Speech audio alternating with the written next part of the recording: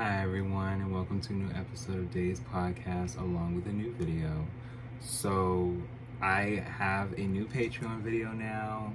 You guys can check it out, like, subscribe, and of course enjoy. It is a full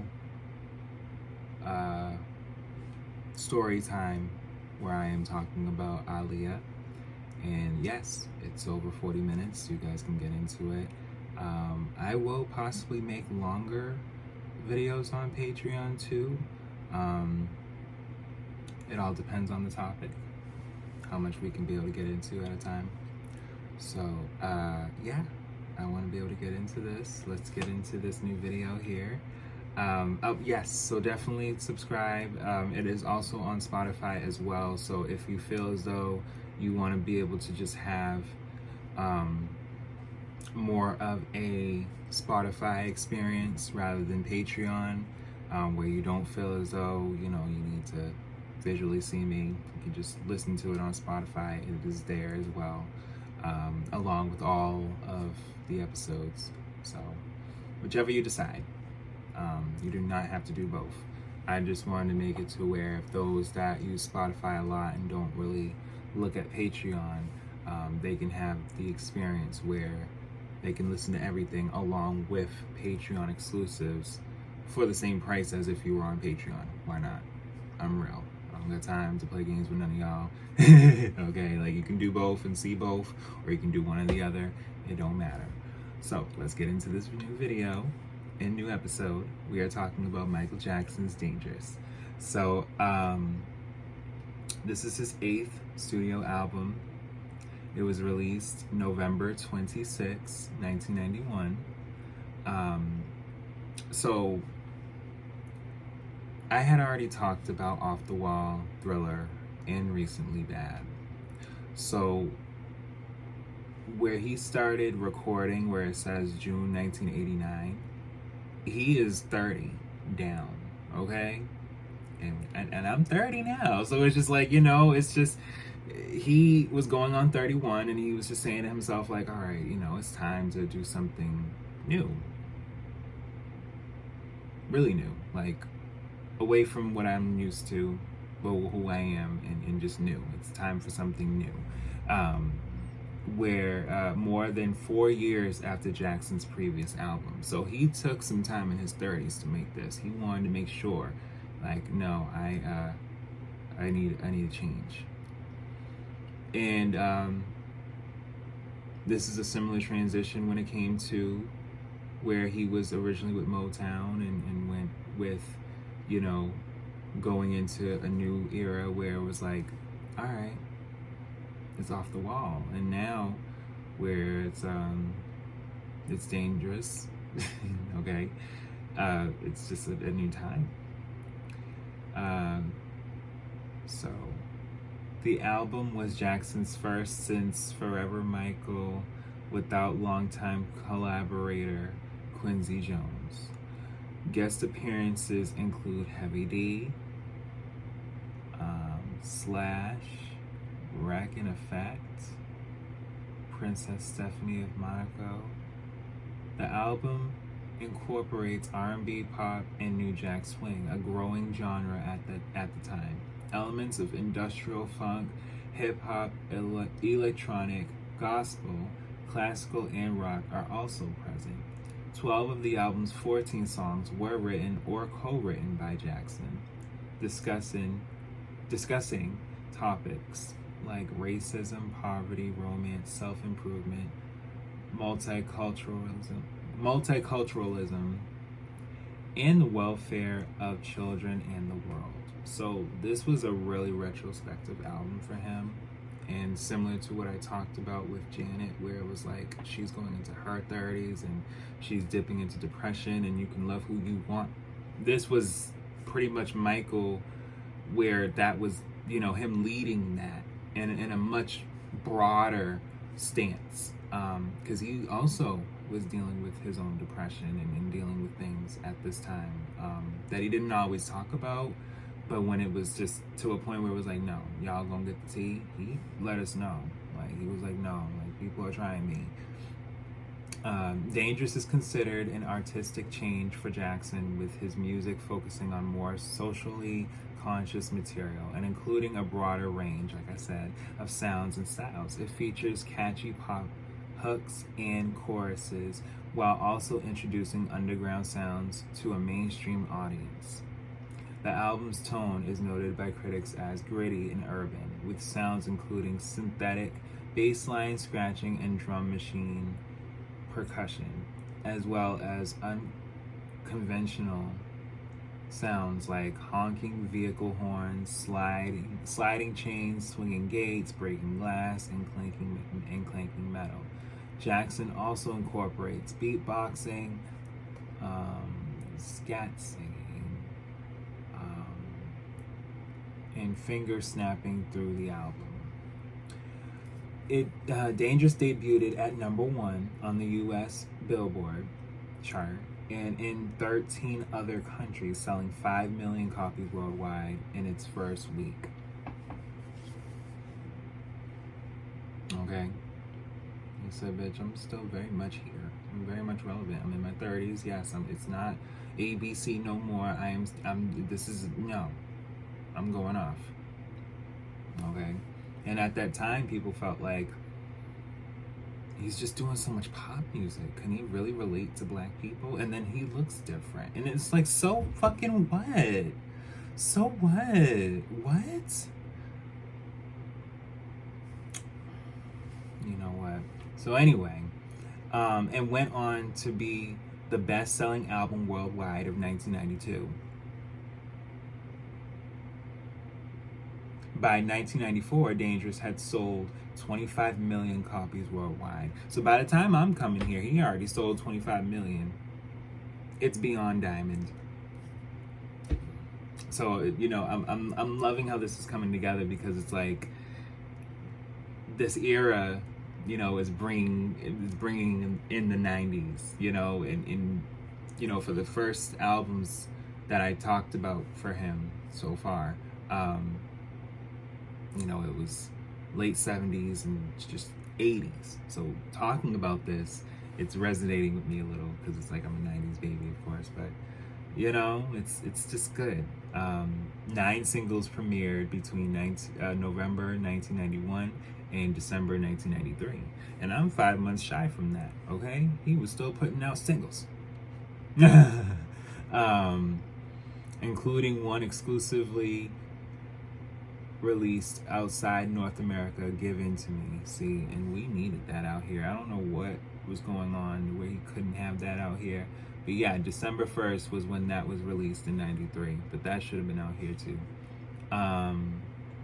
The album produced 4 singles that reached the top 10 of the US Hot 100. Remember the Time, In the Closet, Will You Be There, and the #1 single, Black or White. The Dangerous World Tour grossed 100 million, which equivalent to right now would be, well, not right now, but as of 2023, 211 million. So he made money.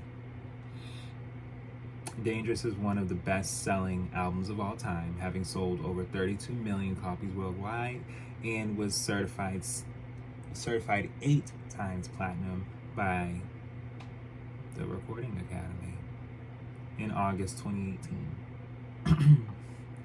Dangerous received worldwide praise, and it influenced contemporary pop and R&B artists. It has been included in several publications lists of the greatest albums of all time. At the 1993 Grammy Awards, it received 4 Grammy Award nominations, winning Best Engineered Album, Non-Classical, while Jackson was awarded the Grammy Legend Award. It was a big deal, because he was breaking through more barriers that people were not witnessing, that are now where people are like, Michael did that. Like, yeah. Okay? Because there's people that were still kind of doing things in a way that, you know, when you look at it now, is a little outdated. He was timeless, okay? He just knew there were just certain sounds, there was certain ways of just cooperating the artistry that could test time. He just knew. And he gets the credit, but he doesn't get enough. Especially in the 90s, there was so much going on with him personally. That wasn't okay to me, and as a Michael Jackson fan, in which we will talk about on Patreon and Spotify. So yeah, because with Aaliyah, I had talked about pretty much allegedly the things that, has happened, and rest in peace to her, and just to him as well. It's just so sad. It received worldwide praise, and it influenced contemporary pop and R&B artists. It has been included in several publications, yes. And he won 3 American Music Awards at the 1993 American Music Awards, including the inaugural, I don't know how to say that, y'all, International Artist Award. Jackson also received Billboard Music Award. He received awards for Best Worldwide Album and Best Worldwide Single for Black and White. But yeah, there was a lot that was going on in the 90s, and he persevered. He was not playing no games, child. After the success of his 7th album, Bad, he wanted more independence and control over the creative process. And that's understanding, because it's like, you're 30, you're toured, you're feeling like, I've just done so much, and I get it. And there's still so much more to do. Yeah, I get it. I want to do things a way I want to do them. And I can do that. And I get it from his point of view. He's Michael Jackson. He separated himself from longtime producer Quincy Jones to avoid the perception that his success depended on him. And that's true. Because this is why, even in this day and age, when you say to yourself, well, this artist has money and this artist debuted here, it's like, okay, that's cool, but who do they really rely on? Do they really rely on the fans, or are they really relying on what is marketed and what is perceived to be for what the public could be able to take? I guess like that's what I'm getting here. It's just like, you don't want to have so much more to give, and you say to yourself, even if you want to change 1 or 2 things, after a while it becomes a project that's not fully yours. And we're learning that in all genres, whether it's rap, pop, everything. We're just learning that now, where it's like, you are crediting things over time when it comes to certain people. And you say to yourself, if you do it all yourself, everyone acknowledges that in such a bigger way, because it is you. It didn't have to take this person, and it didn't have to take the mindset of where someone was thinking when you thought something different for it to pop, and that's, pun intended, that's what he wanted to do. He wanted to just not be as pop, but real pop in a sense where it's more than just pop for me, and I want to market it my way. And I get it. He began working on new tracks in 1989 with a handful of members from the B team of Bad, and the album was conceived as a greatest hits collection decade with a handful of new songs similar to Madonna's collection. He signed off on the idea in early 1989, and test pressings were made by Epic Records. He received $18 million in advance. Decade was scheduled, so it was originally going to be Decade, huh?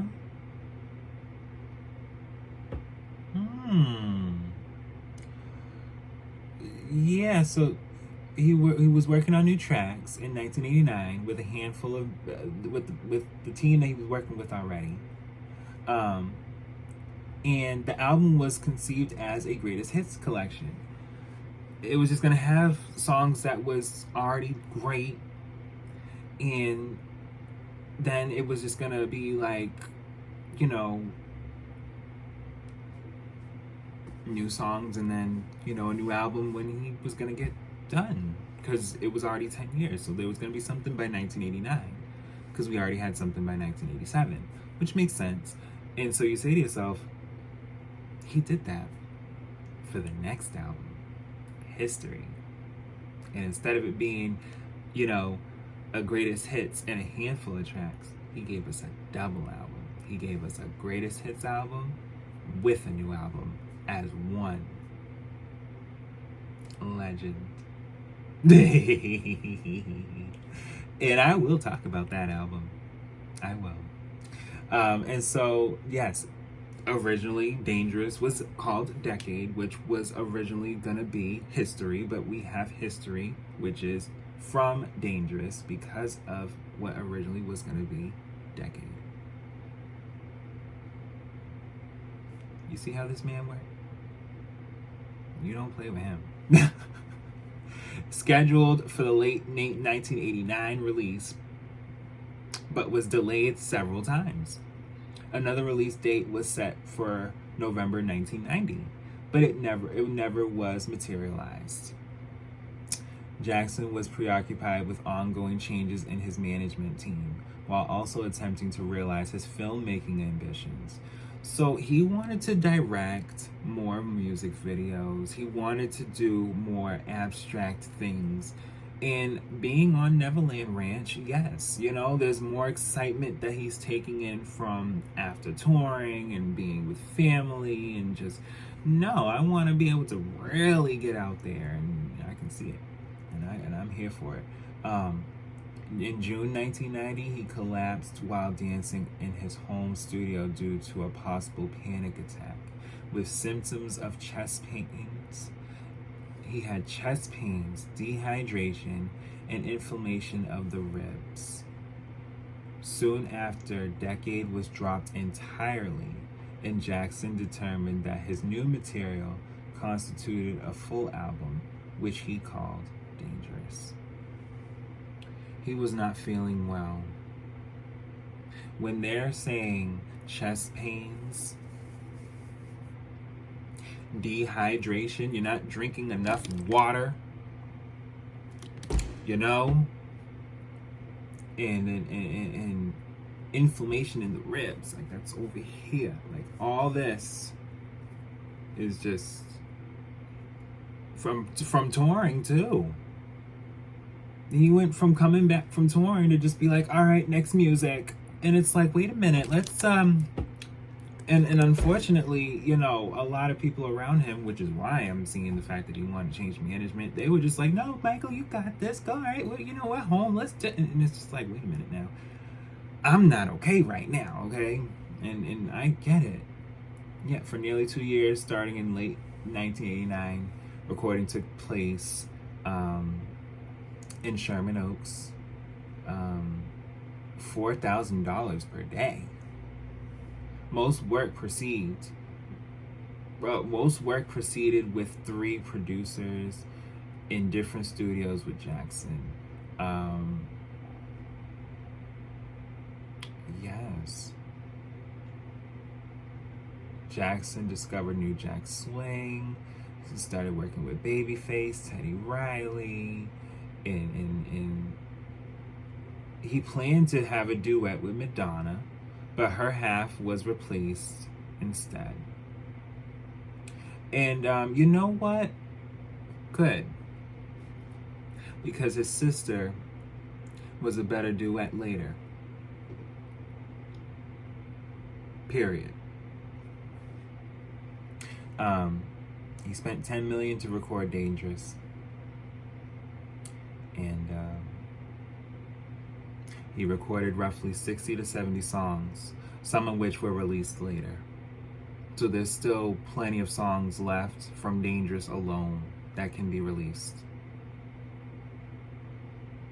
So this man is never gone. He's forever here at this point. Forever Michael. So anyway, and I'm saying this with pride because, you know, a lot of people really criticized this man in this time and was saying really negative things that was not going on. And he was really stressed and going through things that was personally affecting him. And with that, you know, respectfully as a fan, you know, it's not okay. Because the things that were accused of him back in the day and everyone was riding it and getting money or whatever case may be, nowadays it's Me Too. Nowadays it's Black Lives Matter, and as it should be, because it's like this should have been a long time ago. A long time ago. I'm happy victims and people are being able to speak out and be able to talk about the things that need to be talked about, because they do. They have to be. Wrong is wrong, right is right. And I know this man didn't do no wrong to nobody. We can talk more about that again on the Patreon, but with story time. Yeah, the lyrics, the New Jack Swing R&B and pop album is what it is, and it incorporates all these other genres and just new different styles. The artwork. See, we didn't talk about artworks and all the other ones, all the other albums. Great albums, I should say. So I'll talk about it here while we're already so far in. When I think of Off the Wall and he's just standing there in the brick wall and just, he's so happy. You know, it just shows the fact that, like, you know, I'm not going nowhere. I'm just getting started. And then with Thriller, where he's just calm and he's sitting, he's in his early 20s, it just really, it personified the fact that you just can't mess with me. Like, I'm him. You know, like, there's just the way that he was sitting and the way that music was hitting, that it was just like, this is the album. This is, yeah. And as far as Bad, where he's standing and it's a white background and he has black on, and it's just, you know, it's just, he's taking control. And with this artwork right here for Dangerous, where it's just eyes. He just wants you to look at what you see. What do you see? What do you hear? Okay? And there's a lot of symbolism that we can talk about in story time too with these album covers as well, because there is some. But yeah, the singles did well, and the album it received critical praise upon release. The Rolling Stone was a man, they said it was a man no longer a man-child, confronting his well-publicized demons and achieving transcendence through performance. Yes, so this album was letting people know, like, I'm a grown-ass man. Stop fucking with me. Bad was letting people know a warning, because I'm going on 30, but this is like I'm in my 30s. Like, no, I'm stop. Like, this is stupid now. Like, what are you doing? You know, I don't care what you guys feel about how I look. I'ma still look fucking great. But and listen, his hair, okay? He had his hair long. Listen. But yes, he did so well. Let's talk about the track list. So there's Jam, there's Why You Wanna Trip on Me, In the Closet, She Drives Me Wild, Remember the Time, Can't Let Her Get Away, and Heal the World. So Heal the World, you know, that was a magical song for him, and he wrote it himself, you know. Black or White, and then Who Is It he also wrote himself. That is fan favorites across the board. It's one of my favorites. I know special people in my life that love that song, and they appreciate the rawness, and I do too. It goes there, and Given to Me, which is pretty much its twin, but just getting a little bit more grittier rather than just like, vocally not trying to be as classical. It's more or less just like, just like get in there, like, love is a feeling. Okay, but Will You Be There was the next song. And then there's Keep the Faith. Gone Too Soon is a very sad song.